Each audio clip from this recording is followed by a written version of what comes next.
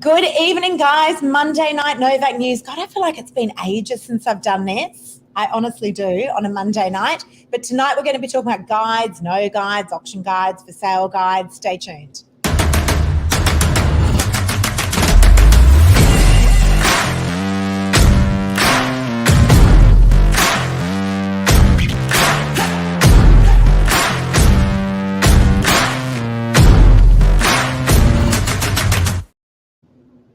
Wow, what an intro. Yeah, That's what an the intro. New intro. Yeah, it is. It's fancy, isn't it? We were having a little boogie while it was on. Again. Go again.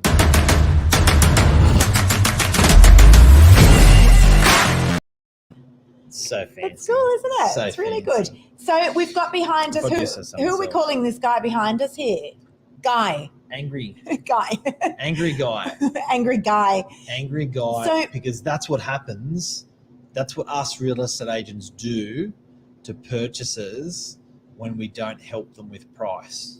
They do that fake. It's a big thing at the moment. I don't know about you guys outside of New South Wales, but certainly inside New South Wales at the moment, for sale guides, auction guides, no guides. Sold. Sold. Agents are disguising sold more than I've ever seen in my entire career. I've never seen so many. And that makes it hard for buyers to gauge what stuff's worth. It makes it harder for sellers to gauge what their property's worth. No guides. So we're going to unpack it tonight. We're going to talk about what is a guide. Yep. We're going to talk about for sale guides. Yep. We're going to talk about how you should offer when there is a guide. And then, how you can also find out these sold prices because it is making life really hard. Obviously we've got the RP data facility that we can use, which often will help us with these property prices. But, for you guys out there, if you're trying to understand what your property's worth or what a property is currently on the market for, it can be really tricky. I've got a name for tricky. I've got a name for him. What are we calling him? Guide. I said Guy. I said that. Did you say that? Oh my God. Guys, help me out. Mark always does this. I will say something. Mark won't hear it. Then he'll claim it and say, you did not. I said that. Anyway, this is documented. It's documented. I'm going to rewatch this in the beginning and just make sure. All right, let's talk about what a guide is, because I was at an appraisal the other day and part of my brief was I recommend that we actually put the property on with this guide. And the vendor looked at me and said, that's not going to happen.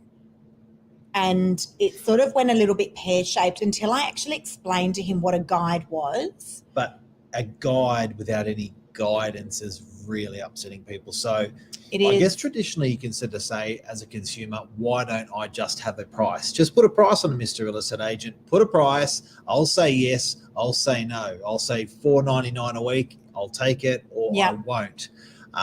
Then you get the pressure on price where you say, just tell me the price. If it's $950K, I'll pay it or I won't. Why are you playing games? Why are you playing with me on this one? And sometimes it's a lot more delicate than that, that if we simply do that, we can't help you buy the property because it's maybe we may need some guidance from the market and the buyer to facilitate that sale. So it's actually and I think, I don't think we agents as an industry enjoy not putting a price on a property or enjoy an auction campaign where there is no guide or sometimes no guide or no price on it. But it's sometimes it's part of the process in order to get the end result. And unfortunately you have to be, as a buyer, you have to come in on it.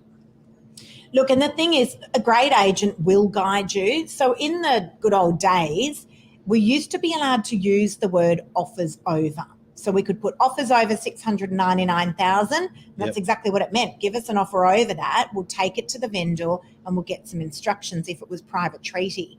Fair trading don't let us use that word anymore, so we swapped it out for the word guide. And so that might give you guys a bit of an indication as to what it means. So when you see a property on the market and it's private treaty for sale and it's got guide 799,000, it means that we are looking for offers over that. Now, often buyers and even vendors think that sometimes that can mean, but these buyers, they're going to come in under the guide. And again, a great agent will advise you on the best way forward. All right. So we've just had an offer come in this evening. The guide on the property is $850,000. The purchaser or the offer maker had put in an offer under that guide. And we simply went back and said, look, the guide's there to guide you. We used to be allowed to use the word offers over, and that'll give you an idea as to what you should be doing with your offer. Now, fair trading is funny about guides because agents and the industry use guides to bait in a misleading and deceptive conduct. That's where a guide goes wrong. So when a guide... Really good point. So you can genuinely say it's about 10%. By law, fair trading says we've got to be within 10% with comparables, comparisons with our guide. We've got to substantiate that price. Yeah. But in the industry, you do get agents that will use that price to bait prospective purchasers. In the car industry, they call it bait and snatch. But they will use them to bait them in. You will go to the open house and you will see 50 buyers and you'll go, oh my God, this property must be good. More so, you were baited into the property with a super low price and it didn't even go anywhere near that price. That's when buyers get upset. That's when buyers spend money on building inspections and strata inspections unnecessarily, and they get their heart broken when it sells for a bucket load more than the guide. Correct. So the industry is really strict. Now, look, in fairness, so as agents, we are only allowed to guide at the lowest part that is on our agency agreement. For instance, if we have got a 2-bedroom apartment here in DY, Northern Beaches, Sydney, and the guide or the estimated value we have put on that property and that is on our agency agreement is $750,000 to $800,000. The lowest amount we are allowed to guide on our advertising is $750,000. All right. So, but again, we're only giving our vendors an opinion of value on that property based on recent comparable sales in the area. If we receive an offer that is well above that guide, we must then adjust the guide that is on that marketing. We've got to take on board that buyer feedback, an offer's being received, and then that marketing must then be adjusted to come into line with where those offers have been received. So, for instance... I don't agree with that. You don't agree with that? No. Okay. So you've got an auction and some muppet comes along at 30 at... Okay. Yeah? All right, so I do know where you're going with that. All right, so for instance... We've disagreed on air. So what Mark's talking about is an offer's come in from Joe Smith and they didn't give out their email address. It's come in over a realestate.com inquiry. They didn't give an email address. They didn't give a mobile address. And the vendor's instruction was, we're only accepting offers from qualified buyers. Therefore, we require email address, mobile phone number, full legal name. The offer maker did not give that information to us. Therefore, we could suggest that that was a non-bona fide offer. At least this is a record number of people we've had watching tonight. This is a big thing. This must be a really sensitive point for people. It is. We're talking about guides tonight. What are we talking about? Yeah. So we're talking about guides. Price guides, for sale guides, auction guides, and why agents are not putting guides on properties or sold prices. Yep. So that's sort of a little bit of a snapshot, Mark, on for sale guides. Yep. I want to talk a little bit about when there's no guide, because that's a massive thing at the moment. You flick through realestate.com. They're doing it. The vast majority of these properties have not got guides on there. Why? And also we're talking about residential. There's a whole bunch of other rules for commercial. So, for instance, commercial can still do offers over. Residential sales is governed by the rules we've just spoken about. Yep. Property management residential is not governed by the same 10% rule or the offers over. So it's a little bit different. And the reason and the nature of this is it comes from the complainants, the amount of people, sheer volume of people that complain because they get peeved off with price guides that agents put on it. It always happens with residential sales. Yeah. Seldom happens with commercial and seldom happens with rentals. So it's a problem in our industry in New South Wales in residential sales. We can use offers over for rentals as well, right? Yeah. So we certainly can do that. Now, why are agents not putting guides on the vast majority of properties at the moment, Mark, that are on the market? Why? Because the market's moved and they're trying to understand with their seller where the market is with that property. So they're actually using the market to establish where market value is without making an influence, without impacting an influence. Correct. Yeah. Or was that a test? No, but it's true. No, it's not a test. But it is true, guys. So look, for the vast majority of my properties, I will put guides on. I just think it's a very frustrating experience if you're a buyer out there and there is no guide on a property. But sometimes it's very hard to understand what the buyers, I call the buyers the judges, where those buyers feel these properties sit in the current market. All right. Interesting. So let's have a look at a property number 2, Riddell Street, Manly. No doubt you guys have heard about this. It's been all over the media. The media. This is the biggest real estate media from probably definitely for the week, probably for the month, maybe one of the biggest events for the year. Well, it was the biggest sale that took place. It was the biggest auction sale that took place right across New South Wales, maybe across the country, actually. It's not. 21.5 million in Manly. I reckon it was, why do you think it was big? Okay, a few reasons. First, choose one. Most iconic property on the Northern Beaches, potentially in Sydney, for that particular week. And I think people have been slammed with why I reckon it was big was people have been slammed by so much property news in the last 6 months that it's generally just been negative. And it was the first, it was the first bit of hope or bit of like, it ain't that bad sort of news. Can we do comments quickly before we go any further with the guys? Yes, let's do comments. I do want to come back. I do want to come back to Riddell because I want to talk about why no guide there. Jeff Luby. I get scared. He's making lemonade. I get scared when I see Jeff's comments sometimes. No, Jeff, I saw you yesterday. You're at Riddell Street, Manly, doing a video there and sent it through. I loved it. Hysterical. What else have we got there? Let's keep going. This is why buyers have an edge. It's not agents not offering guide. Yeah, it's true. People are listening to buyers so much more now. Yes. It is a buyer's market. Yeah. Buy. I like the no guide. I'm surprised. There you go. Well, that's a buyer's agent. Okay. That's a buyer's agent. Why can't we say the price or nearest offer as we did it 40 years ago? Yeah, unfortunately, fair trading, not allowed, unfortunately. Keeping up with the Novaks. Thank you. Ellen, oh my God. Mwah. Hope you're well, Ellen. Hope you're well. Love the conversation. Hey, Chris, hope you're well as well, legend.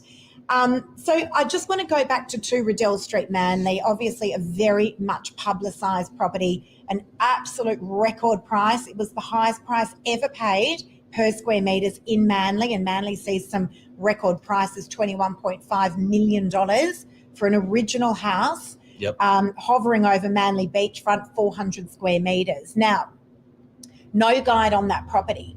This was a really, really hard property. It was unique. It was iconic. There was no other house around this property, and the comparable sales were really hard. We were heavily reliant on buyer feedback there. It was a 1 in a million. It was a 1 in a million. So we were very reliant on buyer feedback. Now, the buyer feedback, and we had tons of it, was all over the shop. We had buyers walking in going, I think it's X. Other buyers were going, I think it's X. Other buyers were coming in going, I think it's X. Because it needed a lot of renovations. It had a phenomenal view hovering over Manly Beach. It had the Surf Lifesaving Club underneath. And there's been lots of conversations about the Surf Lifesaving Club. Around that. Yeah. Yep. And so it was just impossible to put a guide on the property. So the vendor's instructions were no guide. We just want to see where this property goes, and it must go to auction. And so we really just let the market do the talking there. And it was having big open conversations with all buyers that were coming through saying, we don't know where it sits. We're very open to your feedback. Here's some sales that have taken place over the last 12 months in the area, and this one is going to have to go to auction. And so that's exactly what happened. And that's why there was no guide there on that property.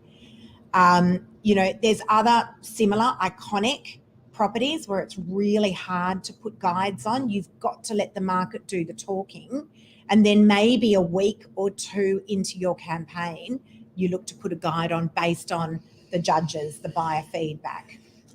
But on balance, it shits people. Look, I think you've got to take the pain points away, Mark. You've got to make things easy and convenient for people. And I agree with you.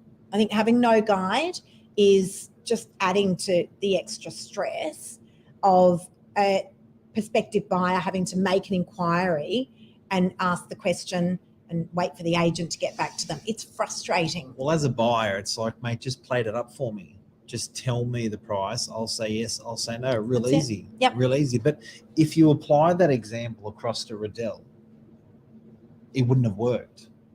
No. Right? So it may have worked. Yeah, that was as you said, that was a 1 in a million. But you had 350 people inquire on that property. Yes. 350 people, 350 conversations of how much is the price. Yep. That's a lot of work for an agent. And there was a lot of different feedback. We would rather just tell you the price and say, well, that's you. Do you want to pay it or not? Yep. You know? But there was a process there that the owner had to go through. Respectfully, they owned the property for 45 years. Yeah. They'd worked hard, long, enjoyed the property, and they didn't know where it respectfully sat in the market.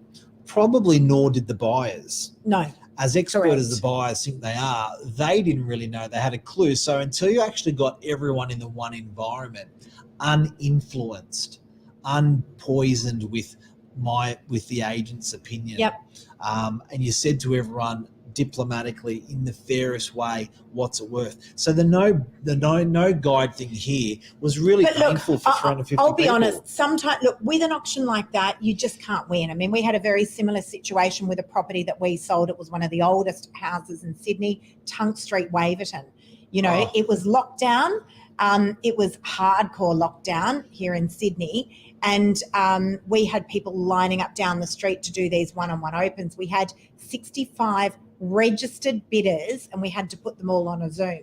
Now, again, fun. These properties, they're really hard to pick. Something like Riddell Street in Manly, here's the flip side, guys. You put a guide on something like that, and then the property, let's say hypothetically, we put a guide on it, $16.5 million. I'm just using that as an example because that's where the bidding had stalled during the auction. Yep. You put a guide of 16.5 on and it sells for 21.5 million, and you've actually paid off a whole lot of people because you guided at that level. Yeah. So you kind of, it's a game of strategy. It's working through that process and working out what is the best outcome for the property and for the vendor. So, and then sometimes a vendor doesn't have any other option but to use no guide.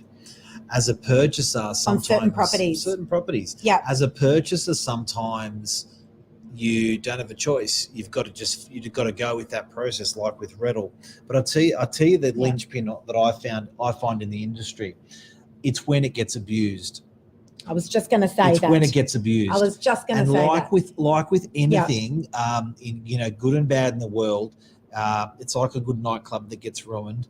It's like a good whatever whatever it is, it gets abused. So I think sometimes don't hate that process of no guide. It's more that agent that's not. And I want to give an example about what you're referring to, Mark. Give me an example of what you're referring to. Alex. 2-bedroom apartment in DY, no guide. Yeah. Like that would drive me bananas. There's 40 of them on the market at any one time. Yeah. So why you're not putting a guide? You clearly understand where market value sits for that property. Just put the guide on. Put the guide on and help the people. So, sometimes agents are not putting these guides on because sometimes they've gone in on their appraisal with their vendor and it's overpriced. Yep. Maybe they did that just to get the listing. I'm just saying this as an example. Yep. Right. And then they simply couldn't get that guide live online because they wouldn't be able to get to where they needed to get to save face with the vendor. Right. True. So, but yeah, just be careful. Again, unique properties, no guide. I get it. Maybe you're waiting for the buyer feedback. Maybe you just need to understand at an auction where the market sees value in the property. But with these smaller apartments where there's lots and lots of comparable sales, in my opinion, there's no reason to have no guide. Uncle Tony's got a question. Here we go. Tony, but if you quoted your vendor a price that is stated on your agreement, why would you not use that guide price and convert it to a Dutch auction to maximise the... Uncle Tony's got more to say. Clearly, if the offers are in line with your agreement. See, this is the issue, Tony, and it's what I just mentioned before. Sometimes I'm just using this as an example, sometimes agents will go in and they will say, oh, look, I believe your property's worth $1 to $1.1 million. And the vendor goes, wow, that's awesome. Yeah, where do we sign? Great. And then they bring the property to market. And sometimes they know that the property is actually, that's not going to be appealing to the market at all, because there's a whole range of sales that took place that were actually less than that. And that guide is not going to be appealing to the market. So they hide the guide. I'll give you an example. And ACCC completely went against this. When people used to advertise a product in a, what the booklets we used to handle, like a stock book or catalogue. Yes. They put something in a catalogue that was so goddamn cheap, and they said, sorry, we're sold out. That really, really upset people. So they came to the shop, they came ready for the television that was half price, and they said, sorry, we sold out this morning. Oh my God. So ACCC said you can't do that anymore. Agents are still doing that with price. And that is what I'm talking about, abusing people with the price guides or the no price on properties. They're going so low, it's looking so good, it's appealing so much, it just breaks people's hearts. So keep an eye on that, guys. Yes, it's frustrating. A great agent will guide you. The best way to find out where the vendor is throw in an offer. Yeah. Because then obviously, as an agent, you've got to get instructions from your vendor. You'll very quickly understand where the property sits price-wise. But, by all means, you can throw in an offer and understand, as I said, where that property is sitting in the current market. Sold prices is another one. So a lot of agents are not disclosing sold prices. And you go online and you're like, I wonder what that property in DY sold for. Price undisclosed. If you're man enough to sell it for that price, be man enough to advertise that sale price. So we have a rule, don't we, Mark? We have a rule where we disclose sold prices.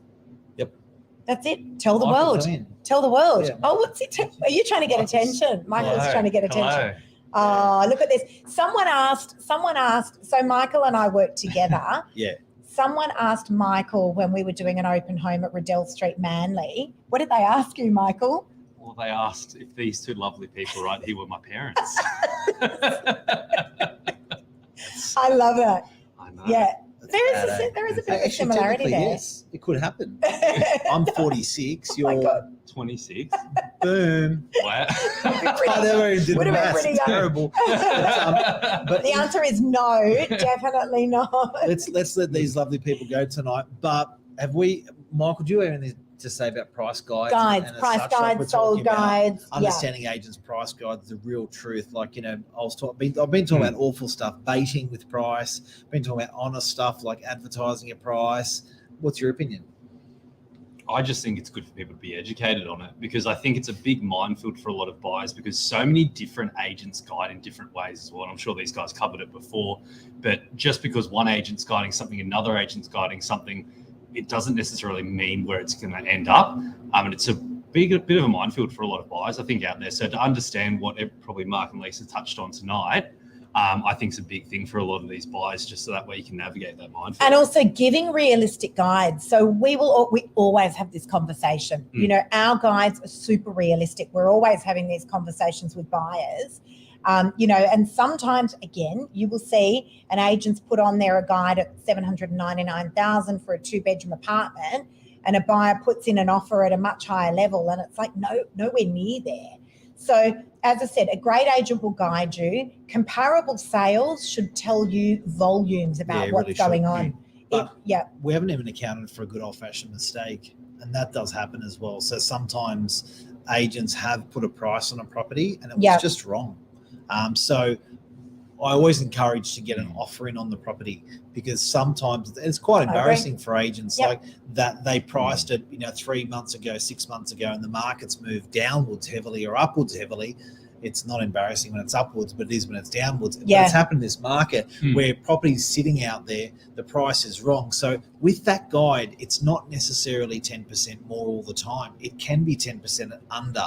So I really encourage people to have a go, have a hack. It's a free question to ask. Yep. How much will this owner accept? And can you please put my offer in? And it's also, a free hit. I just want to finish up by saying that when you put in an offer, it does not commit you to the property. A lot of people are scared. They think, I don't want to put in an offer because I don't really know.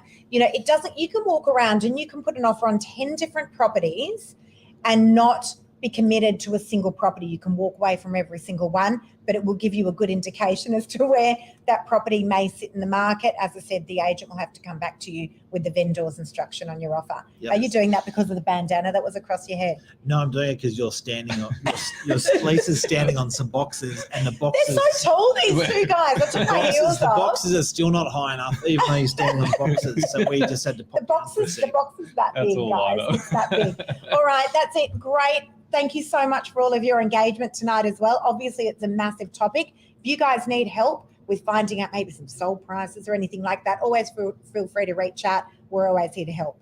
Thanks, guys. Luke Maroney, there's See dodgy ya. agents in the industry. And Chris, he agrees. I love Chris. Chris saved my life once in Thailand.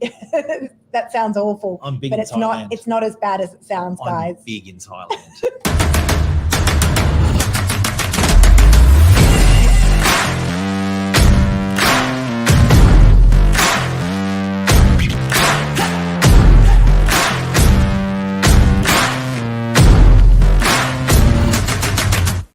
I didn't press end. That's all We're right.